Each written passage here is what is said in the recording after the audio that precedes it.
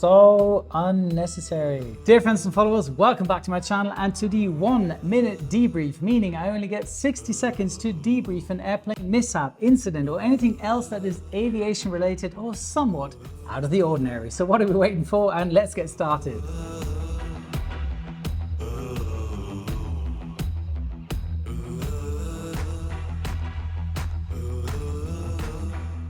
Okay, in Funchal, Madeira, Airbus A320, I would say, by TAP. Oh boy. There is the touchdown zone. Buddy. Yee. Oh my word. That's half the runway. Ay, ay, ay, ay. So let's look at the runway marking. So at the beginning, you have these 3 stripes left and right of the center line.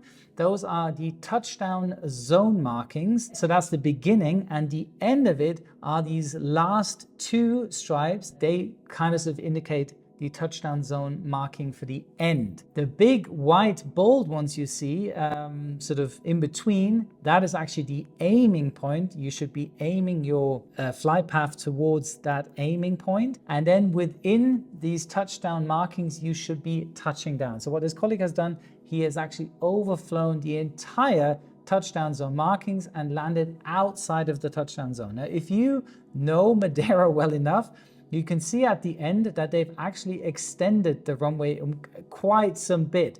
So if this would have been the old Madeira airport, that plane would have, fallen off the edge at the end of the runway. So in this case, the solution would have been actually to perform a go around. Madeira is very special with its go arounds. It is a very, very long approach. This is, I don't know what the fuel situation was, but I would have suggested a go around in this point. All right, Amsterdam. That's the 747-8. Woo!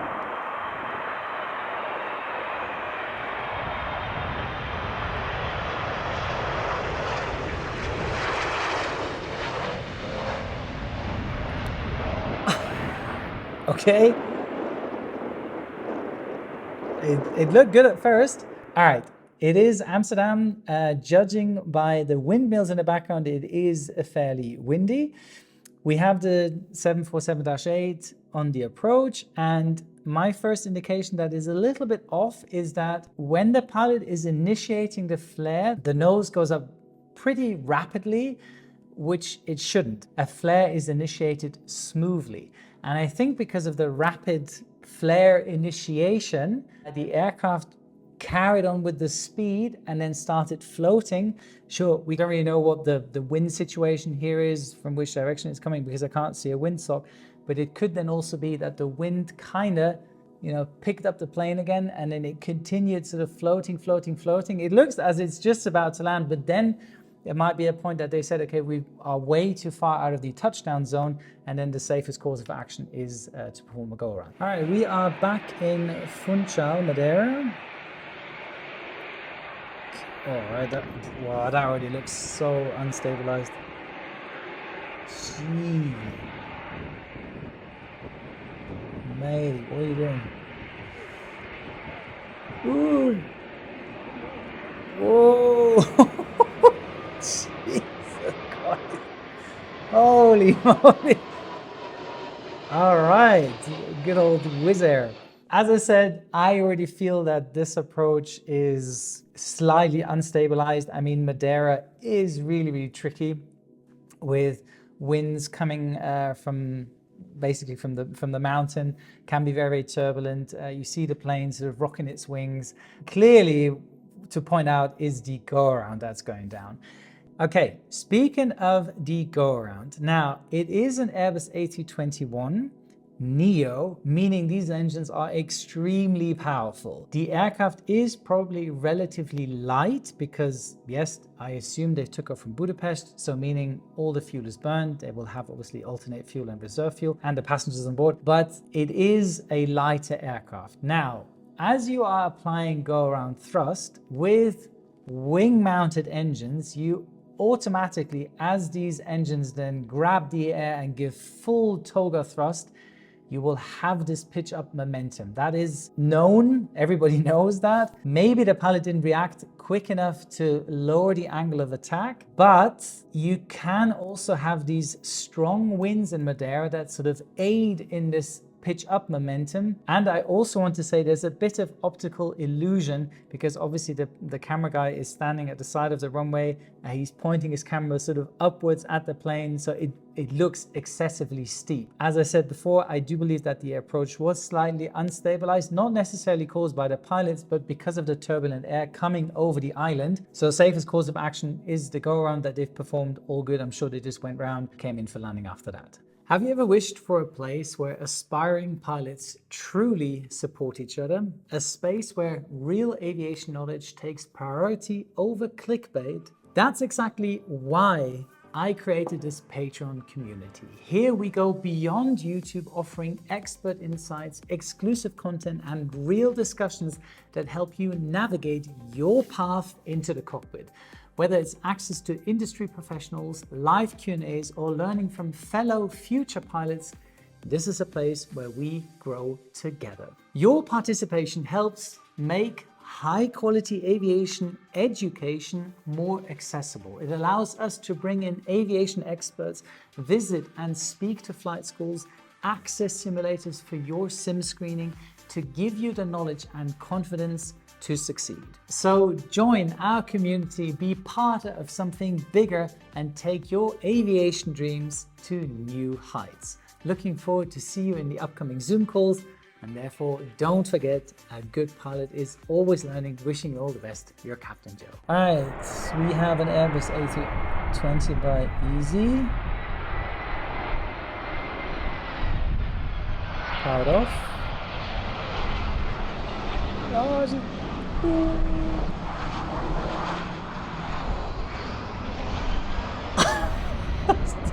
Right, man, there's all these, it looks like a low approach, but yes. Okay, again, it is a similar scenario than we had on the Dash 8 by Airbridge Cargo. The pilots have initiated the land, they've initiated the flare. You can hear the engines actually spooling down, and then they just hold and wait for the airplane to sit onto the runway. Gust of wind, I don't know, something caught under the wing, and the aircraft just kept floating and floating and floating. And then the pilot monitoring or even the pilot flying, they will both look out of the window and see, oh my God, the touchdown zone is way behind us. And then again, the safest course of action is a go around. There's nothing you can do about this. Just go around, do it one more time. Safest course. All right, Delta Airbus A330 in, oh, it's a Neo actually, in Amsterdam.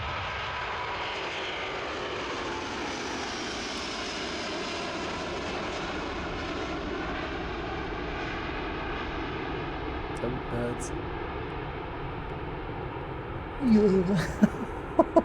No. Oh, no. I kind of know why this video was sent to me. A lot of people have asked me in the past, if you see birds on the takeoff climb out, can you avoid the birds by just banking to the left, banking to the right to visually sort of avoid them? Now, you have to understand you shouldn't do any banking left or right during your takeoff climb. This is an incredibly critical phase of flight. First of all, you are at low speeds, and if you are banking, you're increasing your stall speed, which you don't want at that low altitude. And secondly, if you look at the perspective the pilots are looking at and where the birds are approaching them, the pilots probably did not see the birds because they are basically looking further up, judging by the pitch of the aircraft, so you can't see them.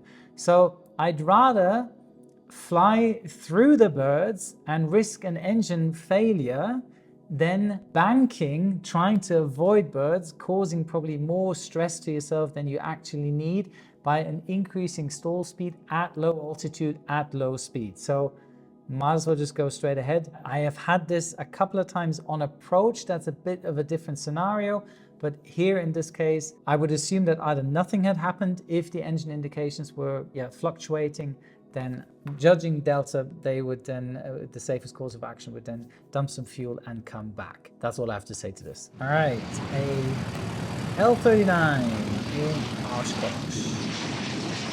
Oh, hey, gee, what, mate? No way.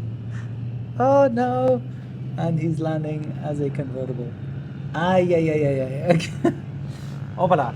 Yes. Okay, that could have gone south dramatically. I don't know the L39 too well. I am pretty sure they obviously have a quick release canopy, meaning that in case you would have to eject out of the aircraft, that the canopy gets kicked back and then you can evacuate the aircraft with your ejector seat. I'm assuming that the pilot basically forgot to secure these locks that hold the canopy in place. This could have gone straight into the vertical stabilizer and damaged that, or even the horizontal stabilizer. Even worse, it seems like the plane basically just flew a traffic pattern, landed safely, but that's going to be quite a nippy traffic pattern without a canopy, but it is safely executed by the pilot. I am pretty sure there is some kind of checklist on ground for the pilots where they have to ensure that the canopy is locked and secure, and I want to say that maybe the colleague has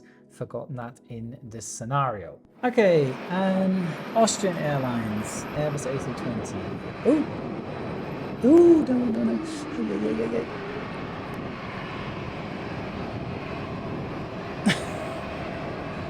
Oh boy, was really afraid that he's going to do a tail strike there. I have an assumption of what could have happened here. If we look at it again, as the plane touches down, okay, he bounces, and then at this point, or maybe a split second later, either the captain or the first officer decided, okay, we are going to perform a go around. Now, how can I tell that? I believe if you look at the pitch attitude of the aircraft, it's pointing nose upwards, but it's not actually taken off, meaning that they have applied toga thrust and the flight director has already initiated the pitch up moment, but that the pilot has actually already pitched upwards following the flight director, but the engines haven't spooled up yet. You have to give the engines a second or two to get to maximum toga thrust. This is an assumption. I cannot guarantee this is correct, but this is how, from an outside point of view, it looks like that. Okay, we are in Minneapolis, Minnesota. That's an Airbus A320. Oh, wow. Okay. That's gone. And it's popping out somewhere, is it? There it is. Nice. Okay, that's actually a beautiful example of a low visibility departure. I have experienced this myself a couple of times. It's really, really nice. It is, yes, a captain's departure. So what's happening here is that sometimes as you line up onto the runway, you can be basically out of clouds and the visibility is great. But here in this example, you see these clouds sort of kind of pulling over the runway. You would then have to carefully listen to the ATIS or to the tower controller before he gives you your takeoff clearance. And he is most likely going to say that the RVR values in these three sections, so you have touchdown zone, mid, and rollout. And I'm guaranteeing you that in the rollout or in the mid section, that the RVR values were below 400 meters, meaning that the pilots then would have to go and perform a low visibility departure. This is a clear indication by the looks of this video. It's really nice though. It's kind of a cool experience because you're taken off into the clouds and in your full IMC, you can't see anything, and then a couple of seconds later, you're back in visual conditions. Really cool. Okay, we have a Ryanair Boeing 737 MAX. Yo. Ooh, mate, what are you doing with the rudder? Oh, wow. Okay, good. All right, that looked pretty sketchy. Okay, there's one thing that kind of sort of worries me a little bit. But looking at this video, if you look at the vertical stabilizer, the rudder, he's still 100 feet high. Why is he applying so much rudder? You basically should only apply rudder in the last couple of feet to decrab the aircraft to get it on centerline. And I'm a bit surprised that he's using so much of it. He should have maybe focused more on aileron inputs. Yes, they brought it to the runway and the wings will level upon touchdown, but rudder inputs as little as possible as you are over the runway, and then as much as needed to decrab the aircraft to get it onto the center line at the latest stage possible. So I'm a bit surprised why they used so much rudder. Let's say, lucky shot, it worked out fine.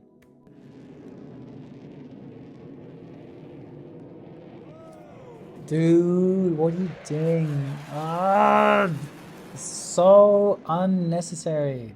Yeah, it's the US Air Force on the F-15. Sure, I would put my money down that one of his mates is one of the plane spotters, and he said, hey, look, I'm going to be waiting here, do an early turn as quickly as possible. Yeah, yes, of course, it looks spectacular, but I don't know, I think it's just too risky to potentially even lose your job for such a maneuver. Yeah, I'm not going to add more to that. And that was the last video to debrief. Don't forget to sign up to my new Patreon account if you are seriously considering on becoming a pilot. And on that bombshell, here's your checklist today. Subscribe to my channel, check. Activate the notification bell, check. Follow my Instagram account, check. And perform a touch and go at my website, check. And don't forget, a good pilot is always learning. Wishing you all the best. Your Captain Joe.